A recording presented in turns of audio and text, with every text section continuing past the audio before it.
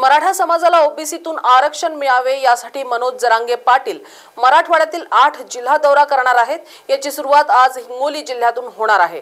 आज मनोज जरांगे पाटील यांच्या उपस्थितीत हिंगोली शहरात 11 वाजता महाएल्गार जनजागृती शांतता रॅली काढण्यात येणार आहे।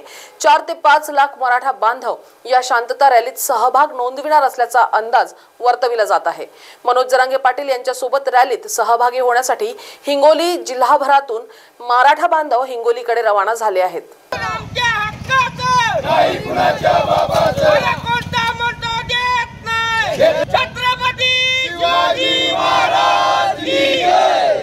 महिला भगिनी सुद्धा आणि आमच्या गोरेगावमधून तर भरपूर अशा गाड्या गेलेल्या आहेत। माजूड, केंद्रा, वलाना या गावच्या सुद्धा गाड्या भरपूर इथून गेलेल्या आहेत। तरी माझ्या विचाराने तरी कमीत कमी 10 ते 12 लाख जनसंख्या ही जमा होईल। मराठी भगिनी सुद्धा आहेत। आज मधील संपूर्ण बांधव, ओबीसी बांधव असो कोणी असो, सगळ्यांनी सोयीच्छेने आपली दुकाने प्रतिष्ठाने बंद करून आज रोजी याच्यात सहभाग घेतलेला आहे। हिंगोलीच्या दौऱ्यानिमित्त त्याचं विशेष प्रेम मराठवाड्यातील हिंगोली जिल्ह्यावर, तर आज भव्य अशी महासंवाद रॅली हिंगोलीतील छत्रपती शिवाजी महाराज पुतळ्यापासून तर गांधी चौक आणि इंदिरा गांधी चौकामध्ये त्याचा समारोप होणार आहे।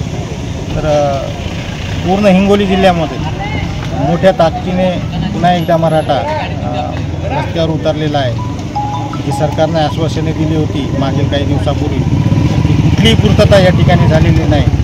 म्हणून दादाने पुन्हा एकदा हा महाएल्गार सुरू केलेला आहे। याचा परिणाम निश्चितपणे सरकारला भोगावा लागणार आहे। म्हणून पुन्हा एकदा मी सरकारला विनंती करतो की त्यांनी पाटलांच्या मागण्या आणि समाजाच्या मागण्याला पूर्णविराम द्यावा।